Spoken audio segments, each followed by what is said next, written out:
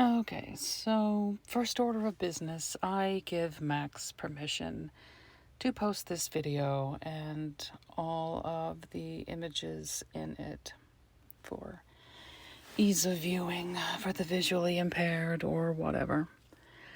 So, Max got into a comment thread conversation with Gallstone, and there was talk about he was going to bring in supporters.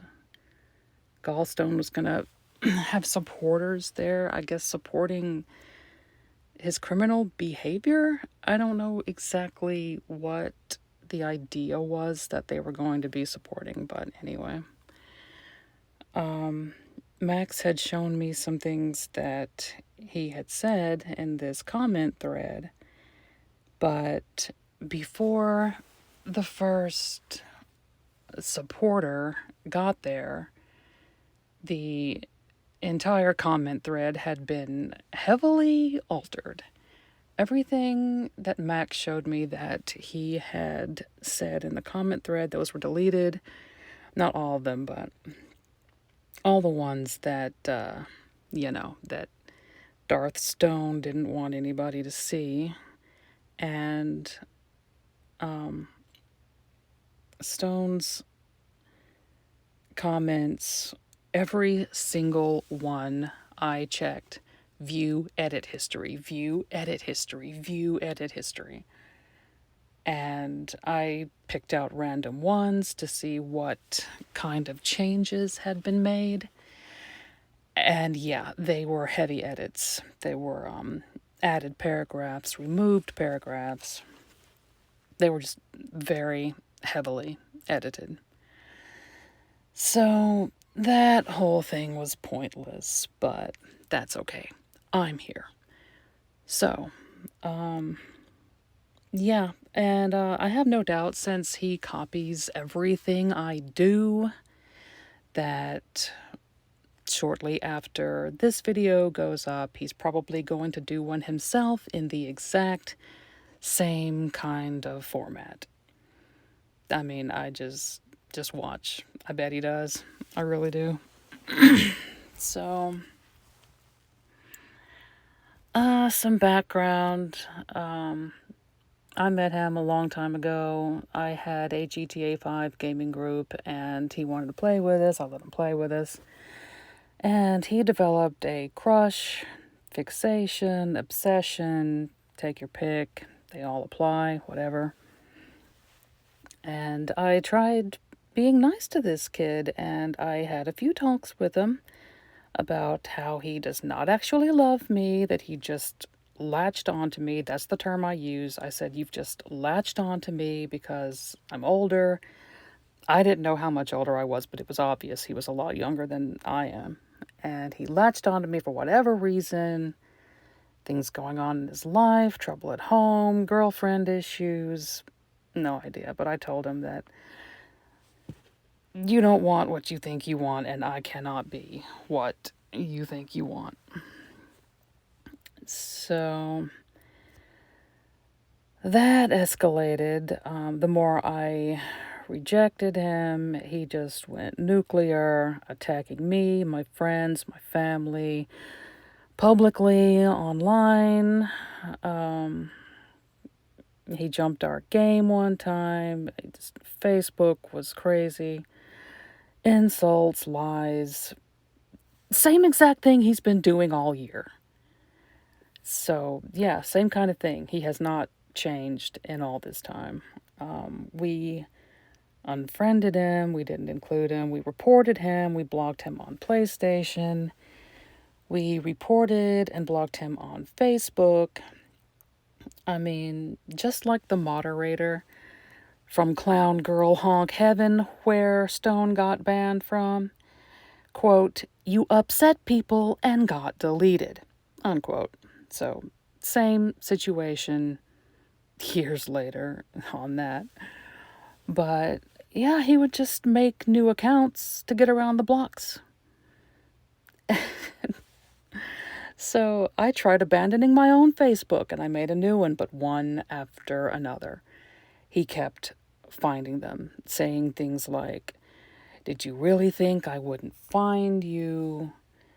Do you really think you can hide from me?" Things like that.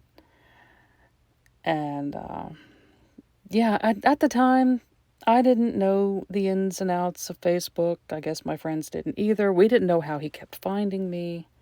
I mean, now, yeah, it's obvious that now that we know more about Facebook, but at the time, we did not know how he kept finding me. But I made another Facebook and he found that, and I'd had enough. We were beyond sick of all of this shit.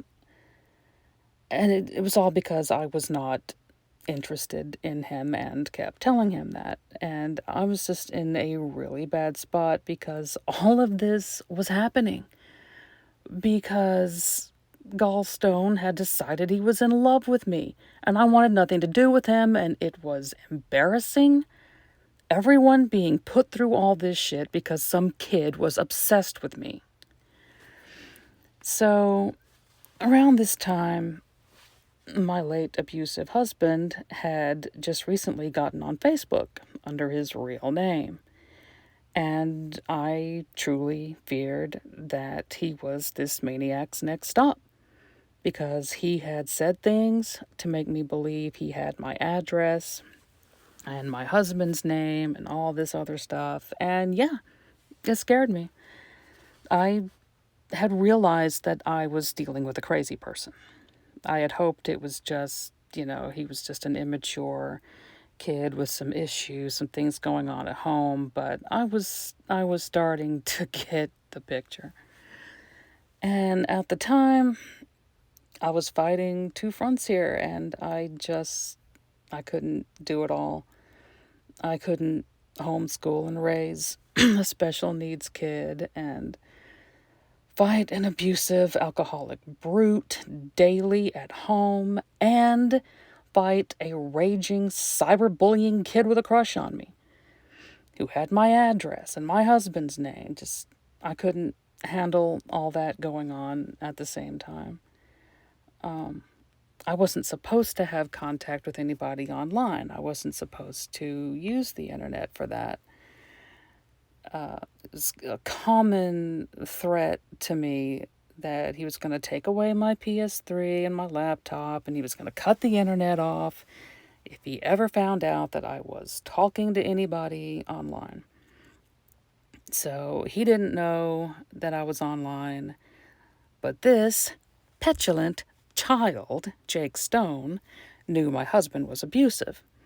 And I really had no doubt that since he wasn't getting anywhere with me or my friends or my family, that he was going to use my abusive husband to punish me.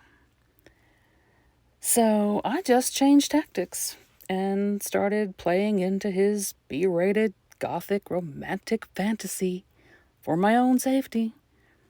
And it worked, as backwards as it sounds. Making him believe I shared his twisted feelings bought me the ability to go on about my life in peace. I went for weeks and months without having to deal with him. The way that I had described it at the time was like he'd come around for a hit of me. He'd get his hit, and he'd go away again. As long as his ego was kept happy, life was peaceful. I was already placating another abusive a-hole at home, so why not two of them? Just why not? It wasn't hurting anybody. Oh, and by the way, I have never known anything about this guy. I didn't know his real full name or his age until the arrest. I did not know his favorite movies, foods. I know he likes to say that we had a relationship and we were special and bonded and blah, blah, blah. But I never knew what his living circumstances were. Did he live at home? Did he have roommates? An apartment? A house? A trailer? An RV? I never knew that. I never knew what kind of vehicle he drove. I just figured he had to have a vehicle because you can't floors it. at 4 a.m. without a vehicle. So, yeah, I never knew the name of a single family member of his. I didn't know his friends. I didn't know what jobs he had beyond Domino's. That's just how little I knew this guy. Didn't care to know him. All I bothered with was whatever pleased his twisted little mind when it came to how he saw me. And, so over time, he was around less. I didn't have to deal with him as much. He just wasn't on my radar, and I guess I was on his less. He'd leave me alone. I mean, I'd forget about him. And if he did cross my mind, I hoped he had forgotten me and matured and just moved on with his life. But, okay, so as we're about to see, that was way too much to hope for. So we're just going to go ahead and jump to 2021. April 3rd, it was the first time I had to deal with him in 2021. So, April 3rd, after a long time of not having to even know of his existence, he sends me good afternoon, and it was a sickening adrenaline jolt. I did not want to ever hear from him again. But as you can see from my reaction, telling my friends, yeah, this was highly stressful and not wanted. So,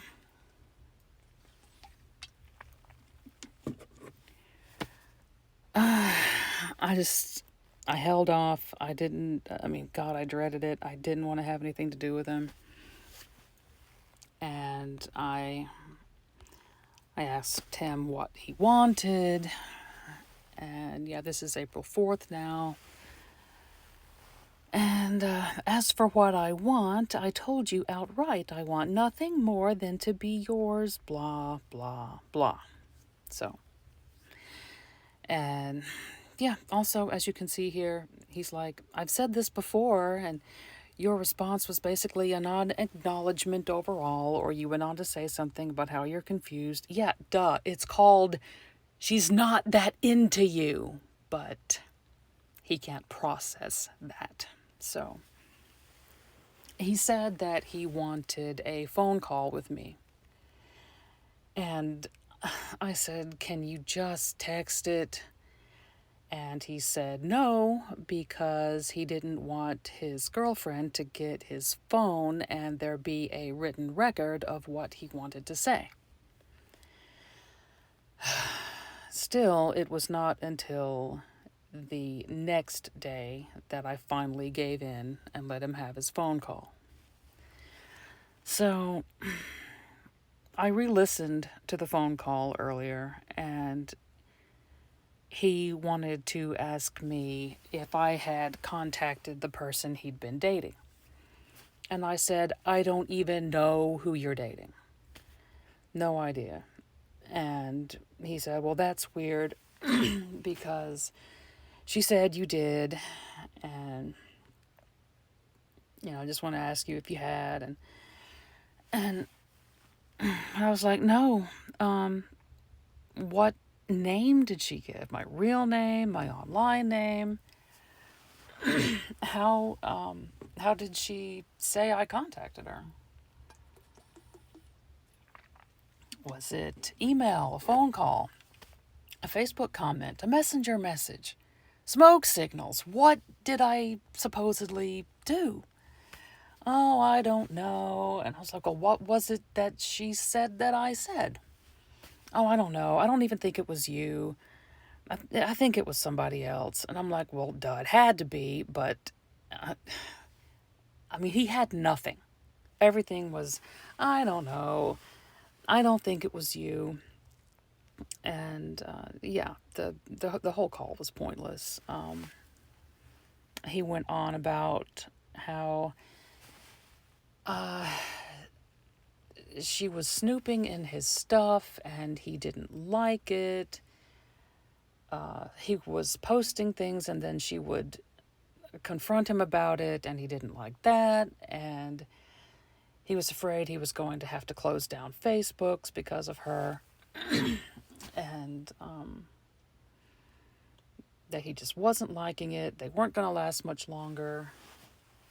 And he wanted to line me up as his next girlfriend. He asked me if we were ever going to be a couple. Are we ever going to be together? And I did not rip him apart. I did not laugh in his face. I was very polite and tactful and told him no. And there was a pause. And then he said, I thank you for the closure. I'm glad to know your thoughts on the matter.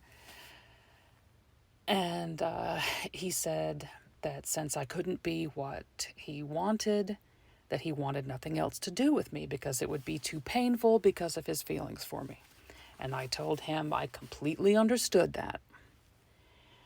And then he said, I guess this is goodbye. And I said, I guess so.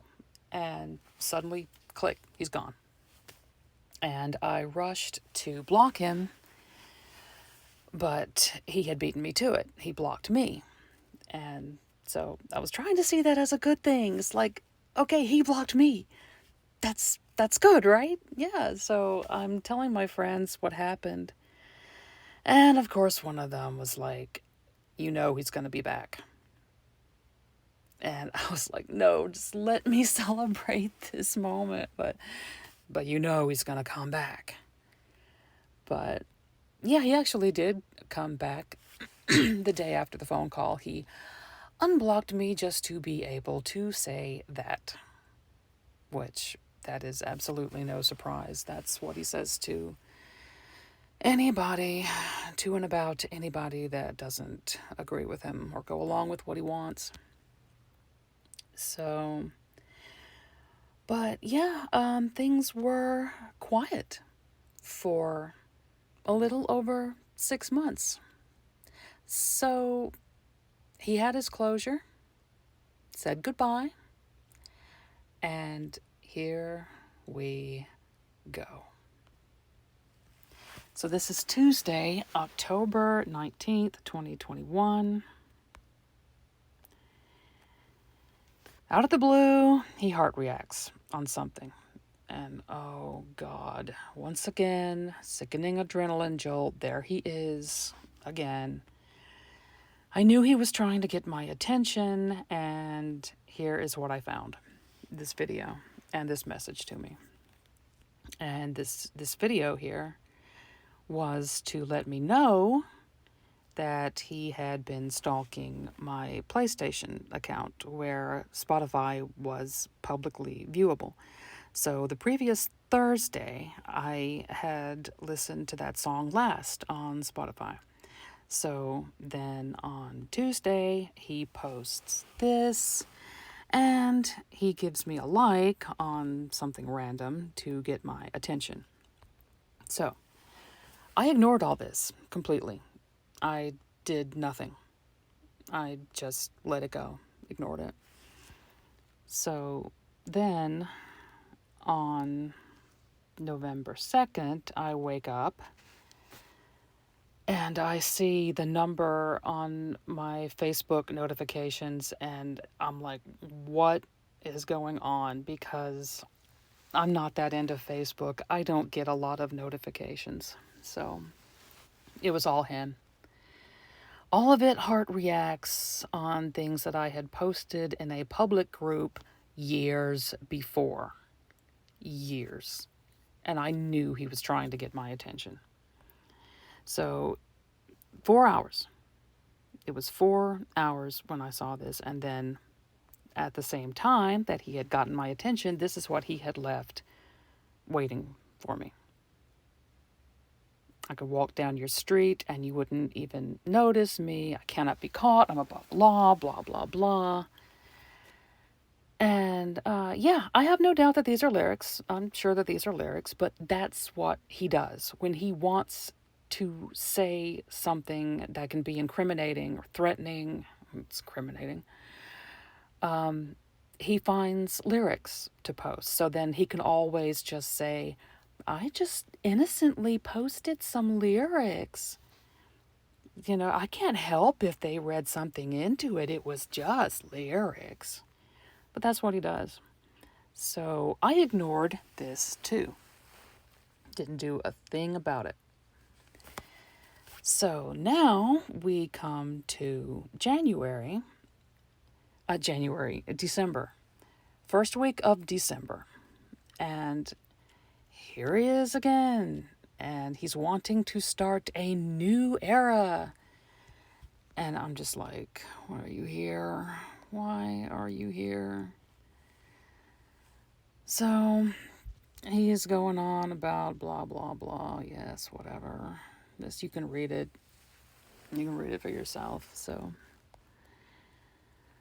yeah, he's back. And yeah, he's saying that he was just destroyed because of my closure, and I couldn't have meant it, and I must have been projecting things onto him about other abuse I've had in my life. So yeah, whatever. So this went on for days. And finally I quit responding, and then I just quit reading it. Everything was going unread. He was texting and texting and calling and texting and calling and calling and texting, and I just wasn't even going to let it affect my weekend. That Friday, the 10th, I was gaming with friends and telling them all about all this and showing them. I mean, that's why I screen captured all that, was to show them. And one of them said, why do you even bother with this guy? And I said, because I'm afraid if I don't, he's going to end up here. That's exactly what I said. And I had hoped that it was paranoia, that he wouldn't actually hunt me down. But that Monday he did. This is important because this was the Sunday before the break-in. Now, what Jake Stone likes to do is take this last panel only, and he uses it to call me a dangerous, violent criminal who conspired to unlife him, and I'm the threat and he's the victim, and it's ridiculous. So this is the entire conversation segment I had with someone about what was going on. He also said that I invited him here. Okay, so if I invited him here, why would he need to send me a friend request from a brand new Facebook where he's giving me these creeper images, and it says he's married, and he wasn't married, and it said that he was in my hometown. So, yeah, this pretty much speaks for itself. If I had lured him here, why didn't I give him my address? He still won't answer that. He has been asked many times, where did he get my address? And he still refuses to answer. So, yeah, I mean, if I had lured him here and had premeditated plans to unlife him, I was seriously not prepared. I mean, I didn't have a gun or anything. So, yeah, I had no idea that he was coming here, and I thought that this was all just a prank, a scare tactic to force me to answer him, because I had gone for days then ignoring him. I was not looking at all of the phone calls, at all of the texts. I was like, no, I'm not. I'm done. I'm so beyond done. So, yeah, this was hours before the break-in on the 13th. So, yeah, I went and pressed charges on the 13th. And I had to see the judge on the morning of the 15th, and when I was done with that court appearance, I even gave him a warning. Here it is. If he had obeyed this and respected my boundaries, he would not have spent 6 weeks in jail here. So, yeah, I gave him a warning. And what did he do? Came back to my house. He got there and sent me this threatening little message, and I called 911, and they got there fast. And the arresting officer, I was able to show her this when she got him in the cop car. And there was a confusing little moment because, my mind was just blasted. I had barely been able to sleep. I hadn't showered in days because I felt like that would make me too vulnerable. I just felt like, God, I'm going to get in the shower, and that's when he's going to break in again. And I was a wreck. But apparently, he had a Dorothy moment and thought that he could click his heels together and say, I'm going home Saturday, I'm going home Saturday, I'm going home Saturday. Because she said he just kept saying that over and over and over. And at first I was confused. I was thinking, what does that have to do with trespassing and threatening me? And oh my God. And then it was like, he ain't going home Saturday. And I was like, okay. Oh God,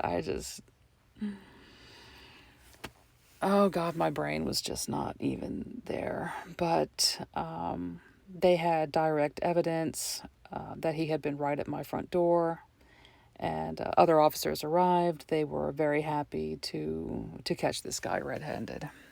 So it was a big relief. It was incredible. And yeah, it made the front page because this guy's a psycho. And in January, he was featured again in their Stalker Awareness Month article. And when he was arrested, the witness to his interview came out and told me he is not in our reality. And an officer said, this is the kind of guy who'd cut your head off and keep it as a souvenir, and that I was really lucky to be alive. And I was so relieved because I felt like I was always worried nobody would believe me about this guy. And there they were, their first impressions. Of course, I know they do this for a living. They see criminals every day. So their first impressions were already of what kind of person he is. So, yeah. They could already see it. I didn't have to say anything. I was told that his own mother said, he's been doing this since he was 16 years old. He walked across 3 states just to track a girl down. So, yeah, and they told me they ran a check on him, and he had 2 restraining orders from 2 different women in 2 different states. And that was a surreal moment, just finding out that I was not the only one. I was not the first victim. It was just crazy. And yeah, so even now, he had said that those restraining orders were lies. But he said the same thing about my restraining order against him. So he says, no such order exists. That's a lie, as usual. No, it's not a lie. And he absolutely knows that there is a restraining order. He was sat down and made to understand this. So, yeah, he is very aware that he does have a restraining order. So, this is what led to his second warrant, because his first warrant came about because as soon as he got out of jail, he came straight back to my house. I saw him myself walking toward my house. And he had also left evidence at my house, so I would know that he had been there. And, the cops didn't catch him, though. They brought dogs, they coordinated with neighbors, they searched the abandoned houses again that he had been staying in before. And it was a day or two after that that they were able to tell me that they confirmed that he was back in Illinois. But of course the warrant still stood because he broke the conditions of his release. But anyway, this was the second time that he broke the conditions of his release and got a second warrant written up on him. And yeah, I just have not been able to have a social presence because he finds me and he lets me know that he finds me. He copies whatever I do. I mean, this is what he does. So if there's somebody that can support this, I don't know, maybe somebody needs protection against you too. If you can support this, if you can agree with what he's done. But yeah, he just copies me. Like, I really am a survivor of a criminal. Yes, criminal. Yes, abusive. Yes, obsessive. Yes, stalker. It's all literally factual.